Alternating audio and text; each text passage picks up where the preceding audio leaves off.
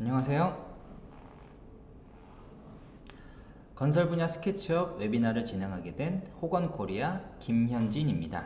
네, 여러분 반갑습니다. 이번 웨비나에 많은 분들 관심 가져주시고 참석해 주셔서 감사드립니다. 네, 이렇게 화면으로는 처음 여러분을 뵙게 되는 것 같은데요. 정말로 반갑습니다. 그 웨비나 시작부터 마칠 때까지 좀 집중해서 들어주시고요. 이게 시간이 좀 길다 보니까 네. 들어주시고 이번 웨비나를 통해서 여러분들 유용한 정보 얻어 가시기를 바라겠습니다.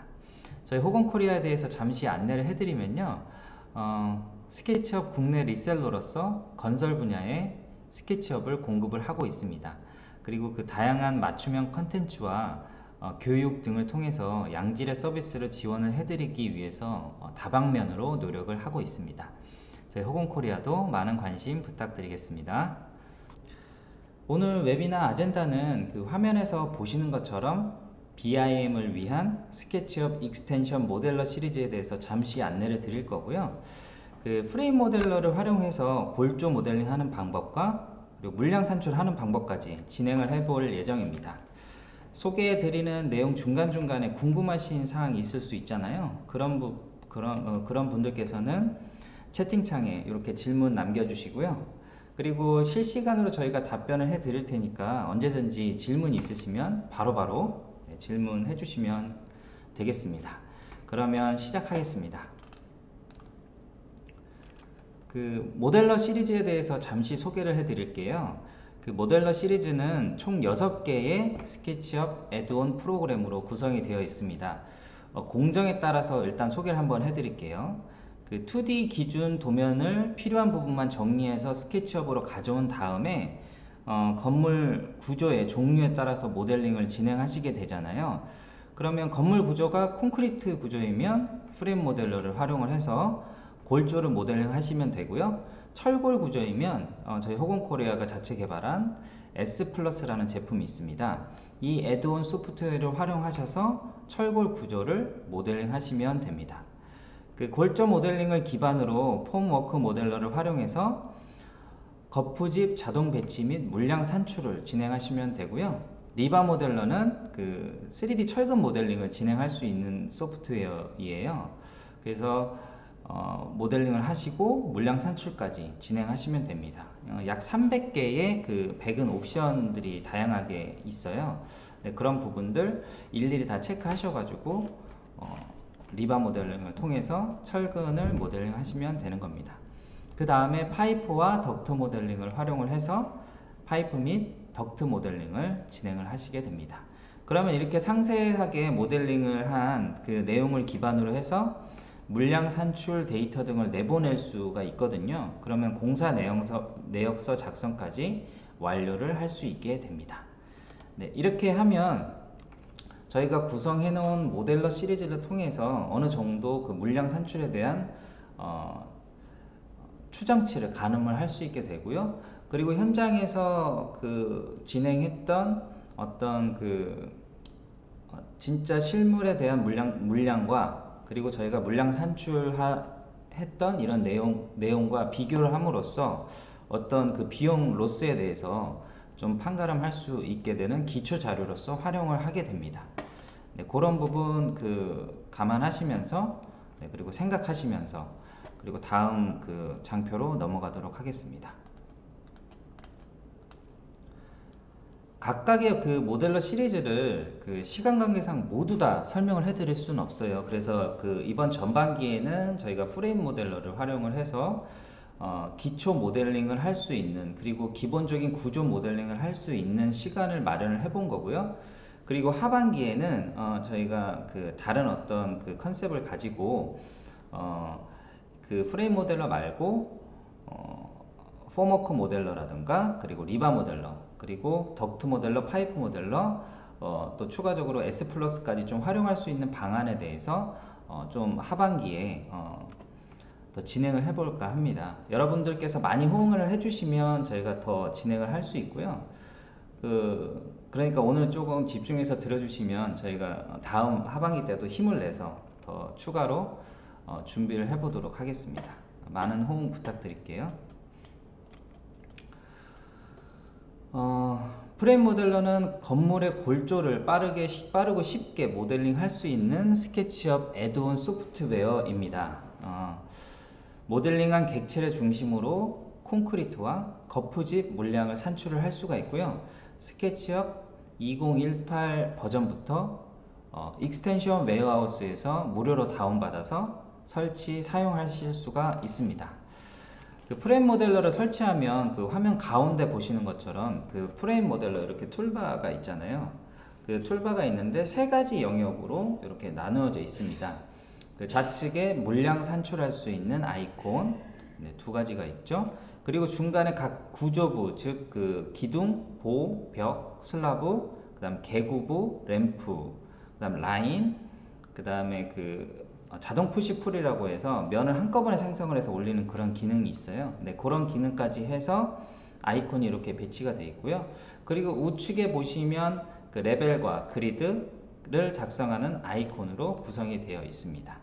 그 레벨과 그리드를 작성하는 아이콘은 네, 2D로 또 네, 레벨과 그리드를 2D니까 이제 그 그리드만 있겠죠. 그리고 3D 그리드는 네, 레벨까지 작성할 수 있는 기능으로 되어 있습니다. 그리고 가장 우측에 보시면 이렇게 그 리프레시 같은 네, 그런 그 아이콘이 있을 거예요. 그거를 클릭하시면 그 프레임 모델러는 어떤 그 객체 기반으로 모델링을 할 수 있는 그런 소프트웨어이기 때문에 기존의 그 스케치업으로 모델링하는 방식하고는 조금 달라요. 그래서 그 모델링을 중간중간에 이게 다 컴포넌트로 모델링이 되기 때문에 컴포넌트 말고 컴포넌트 그 수정창 안으로 들어가셔서 수정하실 때에는 이 물량이 바로바로 그 적용이 되지가 않습니다. 그래서 이 리프레시 그 버튼을 한번 눌러 주시면 네, 그 모델링한 객체가 수정된 그 값으로 네, 그 한번 이렇게 변환이 되는 거죠. 그래서 그런 기능 한번 감안하셔가지고 이따 추후에 물량 산출하기 전에 제가 한번 이 기능에 대해서 다시 한번 설명을 드릴 겁니다. 그렇게 해서 이렇게 툴바는 세 가지로 구성이 되어 있어요. 네. 물량 산출, 그리고 구조부 모델링, 그리고 그 그리드와 레벨 작성. 네, 이렇게 돼 있으니까 요거 감안하셔서 그 프레임 모델러를 활용을 하시면 되고요. 그 아래 그 몇 가지 이미지가 이렇게 배치를 해놨는데 각 구조부를 모델링하는 아이콘을 클릭을 했을 때 나타나는 이렇게 UI에 대해서 캡처를 해 보았습니다. 이후 이 UI에 대해서는 그 모델링 실습하는 부분에서 설명을 드리겠지만 UI는 상당히 그 이해하기 쉬운 구조로 되어 있어요. 그리고 되게 직관적으로 되어 있어서 사용자가 접근하기도 쉽고 사용하기도 아주 편리합니다. 아마 그 사용하시기에는 불편함이 없을 거라고 생각은 듭니다. 자, 그러면 이제 모델링 실습을 통해서 프레임 모델러를 활용하는 방법에 대해서 알아보겠습니다. 그 페이지에서 보시는 것처럼 금일 모델링 실습은 그 공동주택의 그 경비동을 제가 선택을 한번 해봤어요. 그 시간 관계상 공동주택 전체를 다 모델링 하기는 쉽지 않잖아요. 네, 그래서 보시는 이미지로 보시는 경비동은 그 우측에 제가 그 모델링 한 거를 일단 배치를 해놨는데 그 기초, 그리고 벽, 슬라브, 기둥, 네, 그리고 그 단차 있는 그런 부분까지도 다 할 수 있게끔 그 여러 기능을 샘플적으로 이렇게 운영할 수 있게끔 좋은 모델입니다. 그래서 골조의 기본이 모두 들어가 있기 때문에 오늘같이 이렇게 웨비나 있을 때 짧게 설명해 드리기는 되게 좋아요. 그래서 웨비나 샘플 모델로 네, 정해 보았습니다. 그래서 경비동은 기초와 그리고 1층 슬라브, 그리고 4개의 기둥과 보, 그리고 천정 슬라브 이렇게 구성이 되어 있습니다. 그 모델링 하기 전에 당연히 여러분들께서도 구조를 파악을 해 주셔야 되고, 그리고 도면 해석하는 건 기본이겠죠. 네. 그래서 이거 모델링 하시기 전에 저희가 이따가 한번 보여드리겠지만 구조 파악하고 도면 해석하는 뭐 그런 시간까지는 저희가 할애를 못해서 기본적으로 처음부터 끝까지 모델링 진행하는 방법에 대해서만 쭉 이렇게 설명을 해 드릴 겁니다. 그리고 방금 말씀드렸지만 경비동의 기본적인 2D를 통해서 구조가 어떻게 되어 있고 이런 것들은 머릿속에 딱 인지를 하고 가셔야 되겠죠. 그러면 3D로 모델링을 했을 때 되게 쉽게 모델링을 할 수 있습니다. 그러니까 준비가 조금 필요하다고 볼 수 있겠습니다. 그러면 모델링 실습을 시작을 해 보도록 하겠습니다. 자, 우선 모델링을 하기에 앞서서 그 모델링한 객체의 레벨과 그리드를 설정을 해 주어야 하는데요. 이 레벨과 그리드는 모델링 하는 데 있어서 반드시 필요한 건 아닙니다. 근데 이제 모델링을 잘 하신 분들은 그냥 좌측에 도면 띄워 놓으시고 우측에 그 도면 확인하시면서 이렇게 모델링 다들 하시잖아요. 근데 조금 그런 기준을 맞추기 좀 힘드신 분들은 도면을 스케치업으로 불러와서 모델링을 하시곤 하시죠. 근데 이제 어찌됐든 3D는 어떤 기준이 되게 필요하잖아요. 공간의 특정한 위치에다가 그 포인트를 가지고 거기서부터 어디 3D 어떤 공간에다가 또 모델링을 해야 되는 그런 소프트웨어이기 때문에요.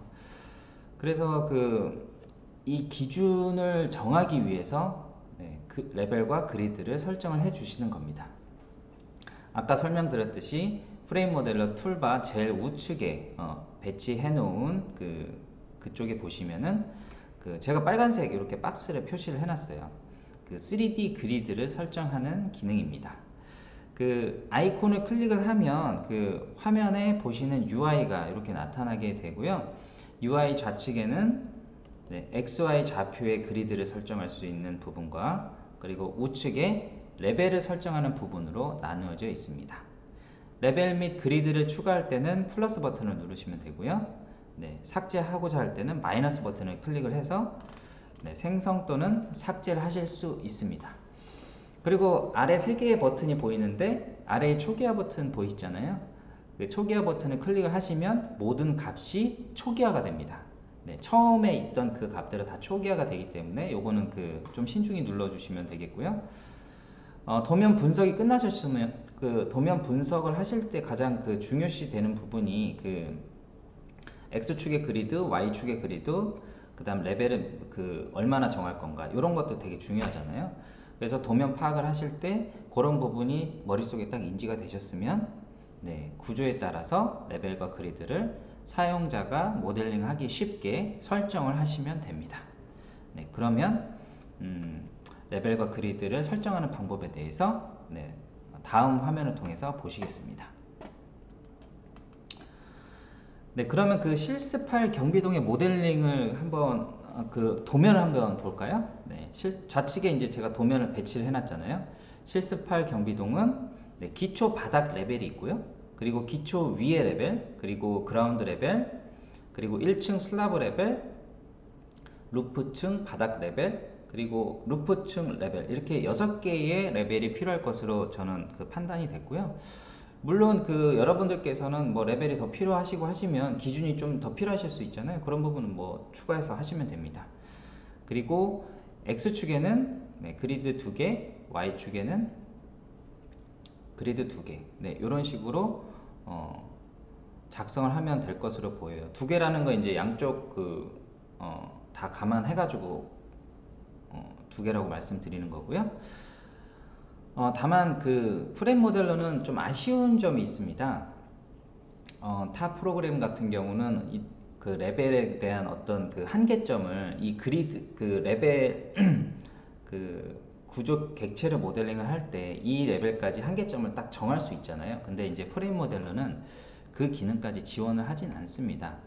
그래서 모델링 할 때 이 기준을 잘 활용을 하시면 어떤 구조 객체가 이 레벨까지는 와야 된다 했을 때 어떤 기준을 마련을 할 수 있겠죠.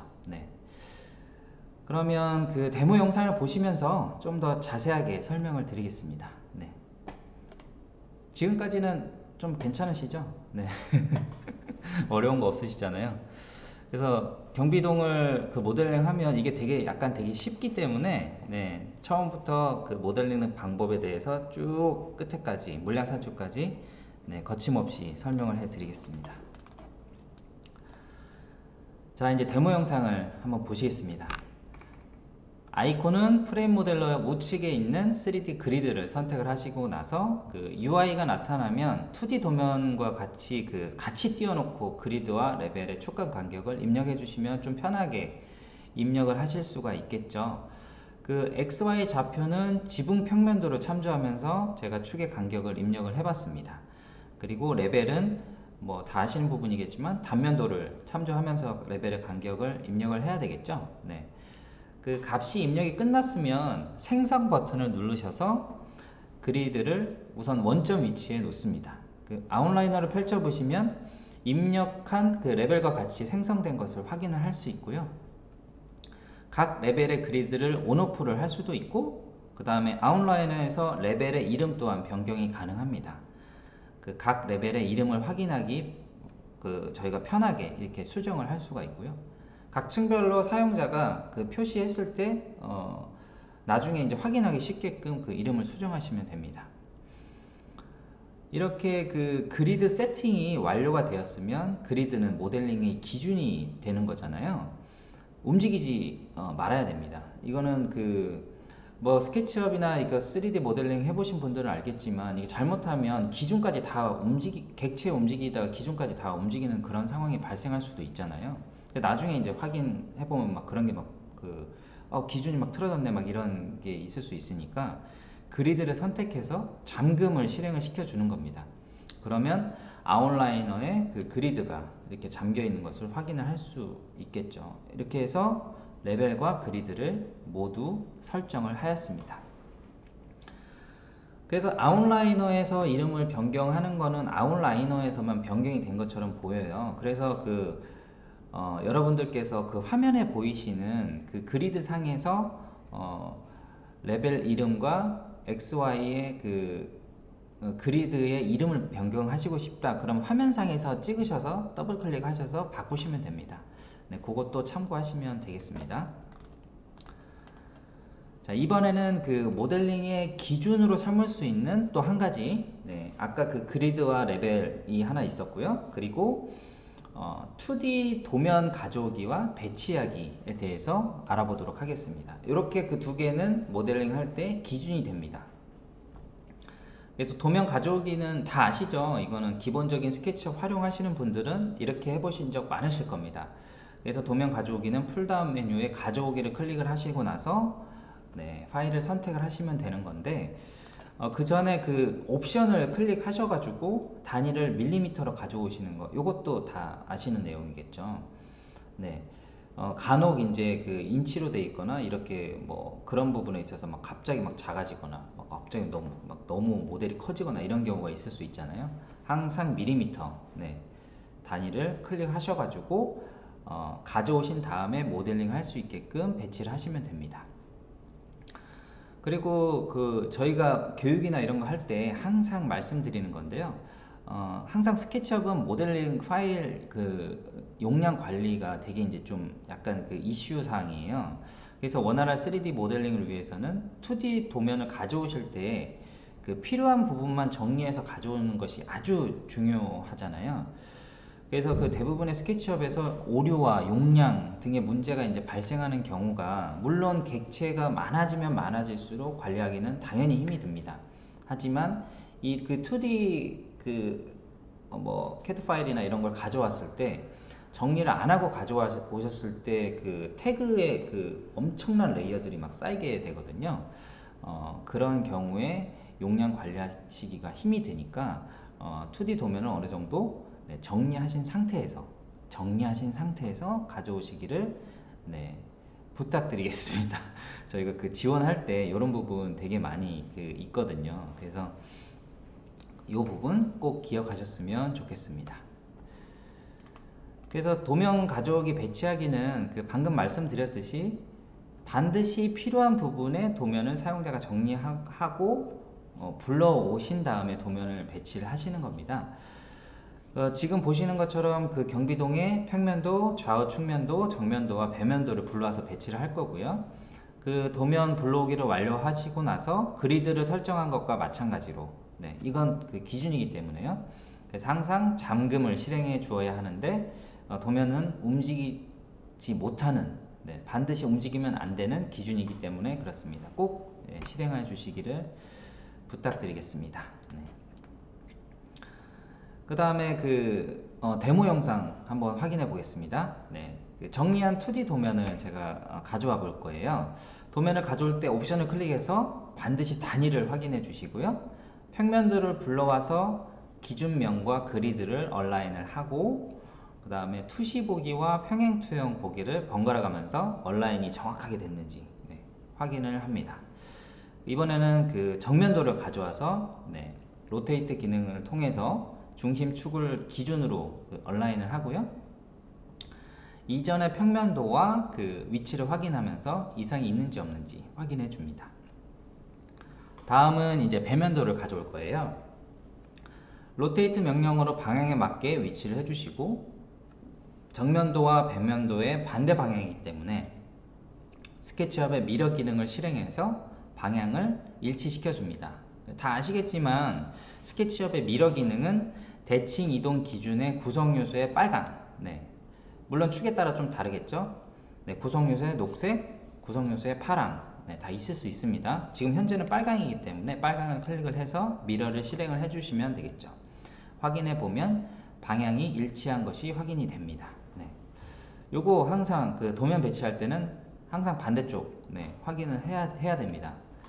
평면도 말고 정면도와 배면도, 그리고 좌측면도, 우측면도 한쪽 반대잖아요.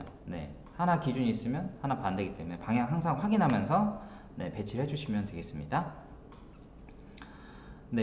지금 또 진행한 방식과 동일한 방법으로 우측면도와 좌측면도를 불러와서 도면을 정렬을 해줍니다. 좌측면도, 아까 말씀드린 대로 좌측면도도 마찬가지로 정렬할 때는 방향을 확인해 주셔야 되겠죠. 마지막으로 단면도를 불러와서 얼라인을 진행을 할 건데요. 2D 도면의 평면도 상의 단면도 위치를 확인을 하셔서 요거를 딱 배치를 해야 돼요. 왜냐하면 그 위치에 있는 단면도이기 때문에요. 그래서 단면도가 위치한 값을 캐드상에서 측정을 하셔가지고 도면과 정확하게 배치를 일치시켜 주시면 됩니다. 완료되고 나서는 도면 전체를 구성 요소로 딱 만들어서 이렇게 세팅을 딱 하시는 거죠. 카테고리화 하신 다음에 구성 요소를 생성을 하시고 나서 이름을 건축 도면이라고 이렇게 해서 설정을 해 보았고요. 도면을 잠그고 난 뒤에 이렇게 완료를 합니다. 이제 도면을 불러와서 그리드 설정하고 도면 불러오는 것까지 기준은 완료가 됐다고 보시면 됩니다. 이렇게 해서 설명을 다 완료를 드렸습니다. 자, 이번에는 본격적으로 프레임 모델러를 활용을 해서 구조 모델링을 해볼 시간입니다. 기초 슬라브를 모델링을 해볼 건데요. 프레임 모델러 툴바에서 S라고 표시된 중간 정도에 보시면 S라고 표시된 아이콘을 클릭하면 화면과 같은 슬라브 UI가 나타나게 됩니다. UI는 보시는 것과 같이 간단하고 직관적으로 되어 있어요. 크게 네 부분으로 나누어져 있는데요. 부재 속성을 설정하고 입력하는 부분, 그리고 슬라브의 목록을 이렇게 관리를 하는 부분이 있습니다. 그리고 모델링하는 방식과 트림의 우선순위를 정하는 부분을 이렇게 나눠져 있는데요. 우선 부재 속성부터 이렇게 확인을 하면서 설정을 해 보도록 하겠습니다. 부재 속성의 제일 위에 공정 코드를 입력하는 부분이 있어요. 이 부분은 해당 공정의 이름을 선택해서 클릭을 하는 부분입니다. 저희는 이제 철근 콘크리트 공사를 지금 공정을 진행을 하고 있잖아요. 그래서 철근 콘크리트 공사를 선택을 해줍니다. 그 다음에 데피니션 품명은 각 구조에 일람표가 있잖아요. 일람표를 확인하셔가지고 입력을 하시는 부분인데, 이 부분을 정확한 물량 산출을 원하신다면 정확한 품명을 이렇게 기재를 하시면 되겠습니다. 예를 들면 W1, W2 각 구조마다 이름이 있잖아요. 넘버가 다 되어 있는데 W1, W2, S1, S2 이렇게 이런 걸 입력을 하시면 나중에 물량 산출했을 때 이 값이 그대로 다 표기가 되기 때문에요.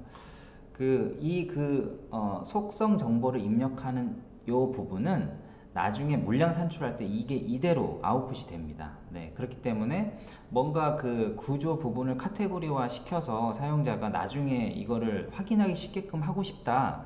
네, 그러시면 이 값을 잘 활용하시면 되겠습니다.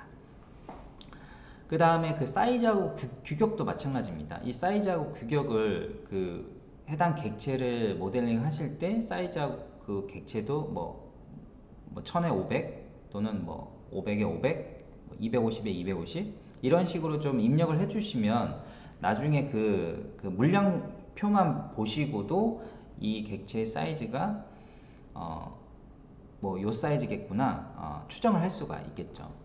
그래서 이 값을 입력을 해주시면 되고요. 그 다음 마지막으로 두께 값을 지정을 해주셔야 슬라브 모델링이 가능하겠죠. 네. 마이너스 값을 입력하시면 슬라브 모델링 할 때 이렇게 그 경로를 따라서 쭉 모델링을 하실 거 아니에요. 그 클릭한 포인트에서 아래쪽으로 Z축, 마이너스 축으로 네, 모델링이 되게 됩니다. 네. 이런 부분 뭐 스케치업 여태까지 사용자분들은 뭐 쉬우실 거예요. 네. 그리고 UI 상단 우측에는 그 품명을 기준으로 해서 자주 사용하는 슬라브 목록을 사용자가 등록하실 수가 있습니다. 네. 그래서 플러스 버튼 누르시고 마이너스 버튼 누르시고 이런 것들은 기본적으로 다 아시겠죠. 근데 그 밑에 버튼 누르시면 네, 원래 등록했던 목록의 그 객체를 수정하실 수 있잖아요. 수정하시고 나서 밑에 버튼을 누르시면 네, 그게 바로 그 수정 값으로 수정이 됩니다. 반영이 돼 버리는 거죠. 네, 이렇게 해서 활용하시면 되겠습니다. 그리고 좌측 하단에 보시면 각 모델링 하는 객체마다 즉 이제 슬라브, 기둥, 벽 이런 것들이 있겠죠. 그 객체마다 모델링 하는 그 특성이 있어요. 네, 그래서 벽은 어떤 기준이 또 따로 있고 중심축이냐 안쪽이냐 바깥쪽이냐 이런 게 있을 수 있고요. 그리고 슬라브 같은 경우는 3포인트라고 해서 3포인트 이외에 다각형 구조냐, 그리고 4포인트만 클릭해서 모델링이 되는 사각형 구조냐 이런 것들 각 구조 모델링 하는 각 구조마다 모델링 하는 방법이 다 다르잖아요. 네, 이런 것들 선택하실 수 있게 UI 좌측 하단에 각 구조별로 다 이렇게 되어 있습니다. 근데 이제 슬라브는 3포인트냐, 네, 다각형으로 모델링을 해야 되는 슬라브 모양이냐, 그리고 4포인트로만 클릭하면 네, 되는 그런 구조냐, 네, 이렇게 사용자가 선택을 하셔서 모델링을 진행을 하실 수가 있습니다. 그리고 마지막으로 트림의 우선순위는 물량 산출 기준에 따른 트림의 우선순위를 사용자가 지정을 할 수가 있어요. 이 부분은 나중에 저희가 다음 웨비나에서 좀 정확하게 좀 다뤄볼 건데요. 네, 그래서 이것까지 다루기엔 시간이 좀 오래 걸릴 것 같아서 이 부분 자세한 내용은 다음 웨비나 때 다루도록 하겠습니다. 그래서 설정값 입력이 모두 완료가 되셨으면 어플라이를 클릭을 하셔가지고 슬라브 모델링을 진행을 하시면 되겠습니다. 그러면 데모 영상을 보시면서 기초의 슬라브를 모델링 해 보도록 하겠습니다. 자, 모델링을 진행하기 전에 우선 도면과 그리드를 잠금을 실행을 해놔가지고 저희가 이렇게 막 어지러운 상태에서 모델링을 하실 수가 없어요. 그리고 스케치업의 좀 문제 하나는 이렇게 그리드와 도면을 다 잠금을 해놓은 상태에서는 각각 개별적으로 이걸 숨길 수가 없습니다. 네, 그래서 저도 이렇게 좀 되게 고민을 좀 많이 해봤는데 그래서 태그를 좀 활용하시기를 권장을 해드려요. 이거 위에는 방법은 없는 것 같아요. 그래서 태그로 각각의 도면의 뷰를 레이어로 지정을 해가지고 여기서 껐다 켰다 하면은 네, 가능하십니다. 네, 그래서 이렇게 세팅을 해 놓으시고 작업을 하시면 원하는 도면만 온오프 하시면서 기준을 확인하시면서 모델링 하셔야 되니까 네, 모델링 할 수 있습니다. 그러면 기초 슬라브 모델링을 진행을 해 보도록 하겠는데요. 우선 모델링 하기 쉽게 뷰를 평면 뷰로 네, 이렇게 세팅을 하시고 슬라브 모델링을 아이콘을 클릭을 하셔가지고 모델링을 진행을 하시면 됩니다. 모델링 하기 쉽게 우선 제가 안내선을 미리 기준을 좀 잡아놨어요. 그래서 여러분들도 3D 모델링을 하시려면 뭐 어떤 기준 없으면 모델링 하시기 쉽지 않잖아요. 네, 그래서 항상 안내선을 안내선이나 그좀뭐 3D의 어떤 그 공간에다가 포인트 하나 만드신 다음에 이렇게 그러면 이제 스냅이 잡히잖아요. 네, 스냅 잡힌 대로 모델링을 진행을 하시면 되겠습니다. 그 다음 슬라브 아이콘을 클릭하시고 부재 속성 값을 입력한 다음에 아까 말씀드린 대로 두께와 재질, 재질에 대해서 아까 설명 안 드렸네요. 재질은 그 유로폼 선택하시면 되고요. 그리고 생성 방식에서 사각형을 선택한 뒤에 안내선에 맞게 슬라브를 모델링 하시면 되겠습니다. 그 다음에 그 아래쪽 피트의 바닥 슬라브도 동일한 위치예요. 그리고 모양도 똑같고요. 그래서 복사를 하면 되는데요. 그 구성 요소를 복사해서 수정을 하면 동일한 구성 요소들은 다 같이 수정되는 거 아시죠? 네, 컴포넌트의 특성입니다. 그룹은 그렇지 않은데 컴포넌트는 복사한 객체는 다 이렇게 같이 수정이 돼 버리기 때문에, 그래서 마우스 오른쪽 버튼 누르셔서 고유하게 지정, 아시죠? 네, 요거 클릭하셔가지고 슬라브의 두께를 2D 도면과 동일한 두께로 2D 도면의 그 슬라브의 그 두께를 측정하셔가지고 확인하신 다음에 모델링을 하시면 됩니다. 저는 슬라브를 모델링 할 때 요거 단면도를 통해서 이 기준이 확인이 되잖아요. 그래서 위치를 하신 다음에 그만큼 쭉 끌어올리셔서 요게 300이에요. 모델링을 해주면 됩니다. 이렇게 해서 슬라브 모델링이 완료가 되었습니다. 되게 쉽죠? 여러분들. 이게 모델링 하는 방법은 되게 쉬운데 이게 말로 다 설명을 하려니까 이게 되게 길어지고 그렇습니다. 그리고 기초 월 모델링이에요. 이 바닥 기초가 줄기초로 되어 있습니다. 그래서 바닥 슬라브에 이제 벽을 통해서 이렇게 기초가 되어 있어서 피트의 기초 월, 그리고 그 다음에 기초 바닥면에 줄기초를 또 벽을 통해서 모델링하는 방법에 대해서 말씀을 드릴 겁니다. 다음은 피트의 벽을 모델링 해보기에 앞서서 벽 UI를 좀 한번 설명을 해드릴게요. 아까 UI 제가 설명해드린 거랑 슬라브 UI랑 별 다른 게 없습니다. 아주 쉽습니다. 화면에서 보시는 것처럼 벽 아이콘을 클릭을 하면 UI가 나타나요. 그래서 슬라브 UI와 내용은 거의 비슷한데 추가적인 부분은 입력 방식을 직접 입력과 도면상의 입력을 선택할 수 있다는 점. 직접 입력은 지금 해보신 것처럼 입력하신 다음에 그대로 모델링을 하시는 거고요. 그 다음에 도면상의 입력을 하는 거는 도면상의 입력을 직접 모델링 하는 화면에서 값을 입력을 하시는 겁니다. 이것도 잘 활용을 해보시면 쉽게 모델링을 하실 수가 있어요. 근데 오늘은 직접 입력 방식만 제가 설명을 해 드릴게요. 그리고 부재 재질을 벽이 이제 사면이잖아요. 사면이다 보니까 벽의 재질을 다르게 설정을 할 수 있다는 점이 이제 슬라브 UI와 다른 점이라고 생각할 수 있습니다. 그러면 직접 벽을 모델링 하면서 데모 영상을 통해서 한번 확인해 보도록 하겠습니다. 프레임 모델러 툴바에서 W로 표시된 아이콘을 선택하면 벽 모델링 UI가 나타나게 됩니다. 부재 속성 값은 미리 파악한 2D 도면의 객체 구조에 따라서 값을 딱딱딱딱 이렇게 입력을 해주시면 되고요. 어플라이를 클릭을 하셔가지고 벽 모델링을 실행을 해주십니다. 그리고 모델링할 위치에 가셔서 클릭하시고 그 다음 경로대로 연속 벽을 작성하시면 되는데 이 부분에서 좀 약간 좀 헷갈려 하실 수 있어요. 벽의 안쪽이냐 바깥쪽이냐, 요거 좀 약간 불편하실 수도 있거든요. 그거 감안하셔서 모델링 하시면 되고, 그 다음에 이제 연속벽 모델링을 하실 수가 있는데 연속벽 모델링은 이제 컨트롤 키를 누르셔야 돼요.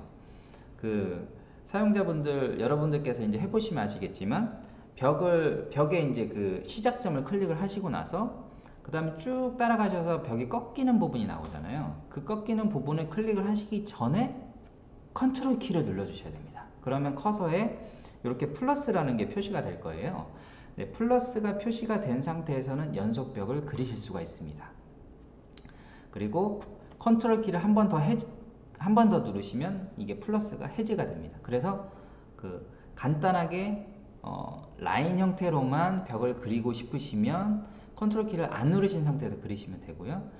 뭐 디귿자라든가 미음자, 네, 이런 벽이 연속벽으로 그리시고 싶으시면 네, 플러스 그 컨트롤 버튼을 누르셔서 커서에 플러스가 표시된 거를 확인하신 다음에 그 다음에 모델링을 하시면 되는 겁니다. 이게 다 모델링이 완료가 되고 나서는 이제 추가로 벽 두께가 좀 달라요. 네, 한쪽은 250이고 한쪽은 150짜리입니다. 그래서 150짜리 그 벽을 추가로 모델링을 해서 완료를 하였습니다. 그러면 피트의 그 슬라브와 벽 모델링이 완료가 모두 다 되었습니다. 다음에는 이 경비동의 기초는 줄기초로 되어 있어요. 그래서 아까 말씀드린 대로 그래서 그 바닥 슬라브와 함께 벽 모델링을 활용해서 기초를 모델링을 해 보겠습니다. 네, 아까 그 슬라브 모델링 한 것처럼 슬라브 아이콘을 클릭을 하신 다음에 그 다음에 경비동의 줄기초의 바닥 부분을 모델링을 진행을 해 주시면 되고요. 바닥 기초의 모양이 양쪽으로 똑같습니다. 그래서 반대쪽으로 카피를 해서 모델링을 진행을 하게 됩니다. 그 다음에 다 완료가 되셨으면 벽 아이콘을 클릭을 하신 다음에 줄기초의 벽에 해당하는 부분에 모델링을 진행하시면 되겠습니다. 모델링을 하실 때는 항상 스냅 뭐죠? 스케치업에서 네, 스냅이 뭐죠? 네. Shift 키 누르시면 되잖아요. Shift 키 활용하셔서 쉽게 모델링 진행하실 수가 있습니다. 요거 잘 모르시는 분들도 계시는 것 같더라고요. 네. 이렇게 해서 기초 부분의 모델링은 다 완료가 되었습니다. 네. 이 다음 순서로 이제 그 1층 슬라브 모델링을 진행을 해 볼 건데요. 기초 슬라브와 벽 모델링에서 UI에 대한 설명은 다 드려서 바로 데모 영상으로 넘어가 볼 겁니다. 네. 데모 영상을 보시기 전에 슬라브에는 또 다른 벽 마감을 위한 단차가 이렇게 있어요. 그것까지 하기에는 시간이 좀 오래 걸릴 것 같아서 기초적인 플랫한 슬라브만 모델링 하는 걸로 이렇게 진행을 해 보겠습니다. 우선 모델링 하기 전에 이전에 그 모델링한 객체들을 좀 카테고리화 해 놓으시면 나중에 물량 산출할 때 쉽잖아요. 그래서 기초라는 구성 요소로 그룹핑을 해서 물량 산출을 했을 때 데이터가 잘 정렬될 수 있도록 만들어 줍니다. 그리고 모델링 하기 쉽도록 평면 뷰로 지정을 해 주시고요. 모델링할 준비가 되셨으면 슬라브 아이콘을 클릭하시고 그 다음 부재 속성 값을 입력하신 다음에 저희가 4포인트로 된 그 사각형 모양의 슬라브를 모델링 할 거잖아요. 그거 선택하시고 미리 세팅해 놓은 기준선에 맞춰서 슬라브를 모델링 하시면 됩니다. 네, 모델링을 다 하시고 나서 이전에 모델링한 기초를 띄워 가지고 확인을 해 보시면 좀 더 모델링이 정확하게 됐구나, 내가 잘했구나 확인이 되겠죠. 이상 없이 1층 슬라브 모델링이 다 된 것을 확인할 수 있습니다. 다음은 기둥 모델링입니다. 기둥 모델링도 UI는 기존에 제가 설명드렸던 UI에 별 다른 차이점이 없습니다. 다만 제가 아까 삽입점을 지정하는 방식이 4가지, 즉 안쪽, 그리고 중심, 바깥쪽, 이렇게 되어 있습니다. 모델링을 하실 때 상황에 맞게 선택하셔서 모델링을 진행을 하시면 되겠습니다. 중간쯤 온 것 같습니다. 여러분들 조금만 참아주세요.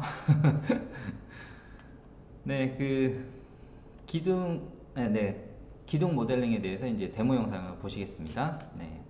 기둥 모델링 아이콘을 클릭하신 다음에 UI가 나타나면 부재 속성 값을 정확하게 입력을 해주시고 다른 추가 설정을 하신 다음에 적용을 클릭해서 모델링을 진행을 하시면 됩니다. 미리 바닥에 지정해 놓은 2D 도면이 있잖아요. 1층 슬라브 평면도죠. 평면도에 벽의 위치가 이렇게 딱 4개가 표시가 되어 있습니다. 그러면 삽입점을 지정을 하셔서 모델링을 진행을 하시면 됩니다. 2개의 포인트만 찍으시면 돼요. 경비동의 기둥은 총 4개로 되어 있습니다. 4개로 구성되어 있기 때문에 아주 쉽게 8개의 포인트만 클릭하면 모델링이 완료가 되겠죠. 그렇게 해서 진행하시면 되겠습니다. 자, 이제 거의 다 완성이 되어 갑니다. 이번에는 보호 모델링을 해볼 겁니다. 프레임 모델러 툴바에서 B라고 표시된 아이콘이 있어요. 그거 클릭하셔가지고 화면에 보시면 그 동일한 거의 비슷한 모양의 UI가 나타납니다. 다른 UI의 형태와 비슷한 형태인데요. 그 특이한 점은 보호의 경우 재질을 그 옆면과 밑면을 다르게 설정할 수 있습니다. 그리고 현장에서도 그렇게 하고 있고요. 옆면은 유로폼으로 해야 되고요. 그리고 바닥면은 합판으로 진행하기 때문에 그에 알맞게 재질을 선택하시면 되겠습니다. 나머지 UI의 내용은 거의 동일합니다. 그러면 보호 모델링 하시는 거 데모 영상을 통해서 보시겠습니다. 보호 모델링 하시기 위해서 보호 아이콘 클릭하시고요. 모델링 하려는 부재 속성 값을 입력하신 다음에 모델링을 진행하시면 되고요. 다 동일합니다.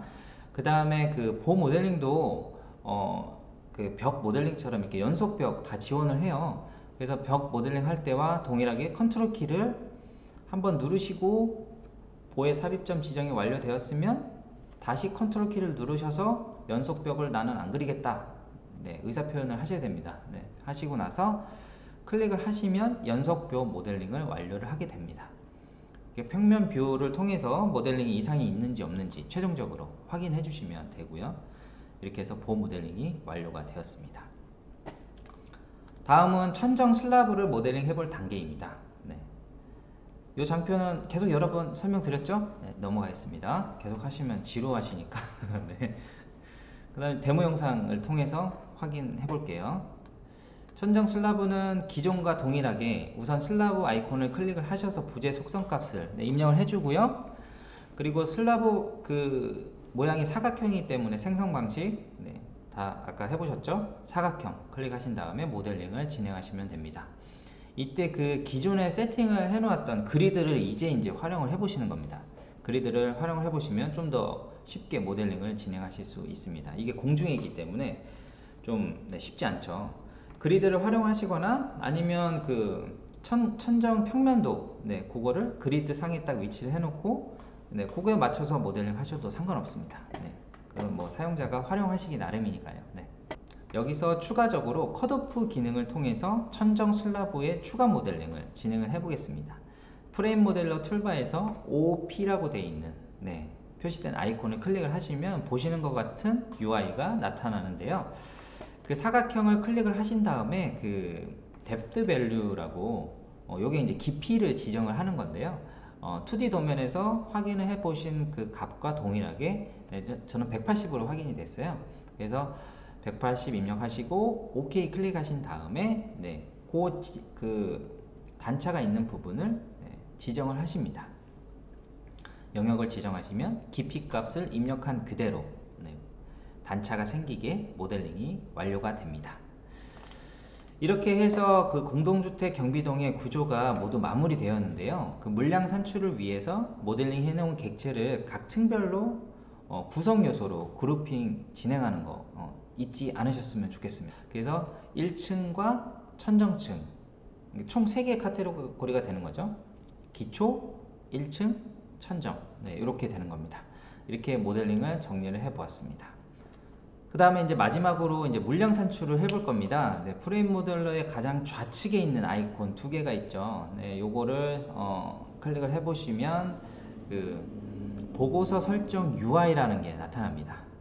그러면 그 UI에는 공사명과 구간명을 입력을 하시고 물량에 대한 할증 값까지 적용할 수 있게끔 되어 있습니다. 그래서 공사명 입력을 해 주시고요. 그 다음 구간명도 필요하시면 입력하시면 됩니다. 그리고 물량에 대한 할증값 입력하시고 나서 얘를 눌러줍니다. 그 결과로 UI의 우측에 있는 이런 표가 하나 나타나게 됩니다. 그래서 모델링 하면서 입력한 속성 정보값에 입력한 각 객체의 속성 정보값, 그리고 부피값, 가장 중요하죠. 그리고 물량 할증값, 이런 것들은 산출해서 확인할 수가 있습니다. 그리고 모델링 하시면서 가장 그 층별로 제가 층별로 그룹핑을 진행을 했잖아요. 그러면 그 그룹핑한 객체의 합산을 따로 보실 수가 있습니다. 네, 그렇게 해서 데모 영상을 보시면서 직접 확인해 보도록 하겠습니다.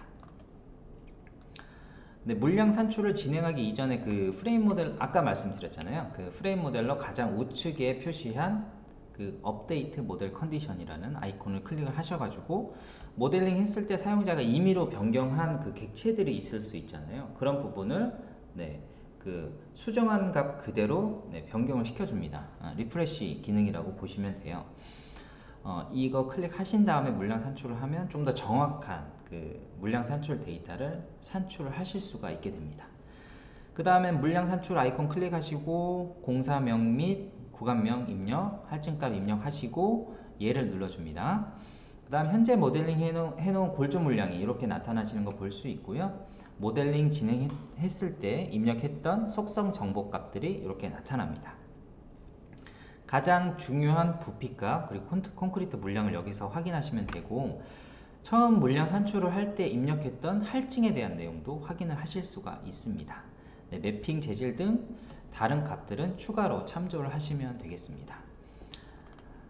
자, 그 다음에 이제 하나 더 설명드릴 건 아이콘 그 데이터라고 써져 있는 그 물량 산출 아이콘 그 옆에 있는 오른쪽에 있는 그 손가락으로 되어 있는 그 버튼 있잖아요. 그게 뭔지 궁금하셨을 거예요.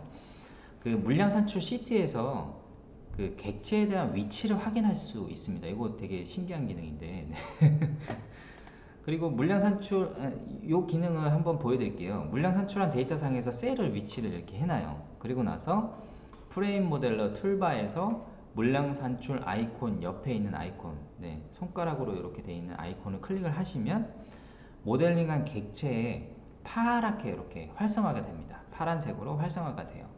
다른 셀에 옮겨서 또 해보시면 파랗게 또 활성화가 되죠. 그래서 이제 물량 산출한 데이터에서 뭔가 이 객체는 뭐지? 이렇게 해서 확인하시고 싶을 때 요거 확인하시면, 이게 지금 경비동이니까 객체가 얼마 없잖아요. 근데 이제 되게 객체들이 많고 그 다음 규모가 큰 건물에서는 이 기능을 활용하시면 되게 좋을 것 같아요. 위치를 확인해야 되는데 일일이 다 이게 그 번호 넘버링 한 거 이거 다 어떻게 찾지 막 이렇게 하시지 마시고 이 기능으로 확인하시면 되겠습니다. 이렇게 해서 물량 산출까지 구조 모델링까지 다 하시고 물량 산출까지 다 완료가 되었습니다.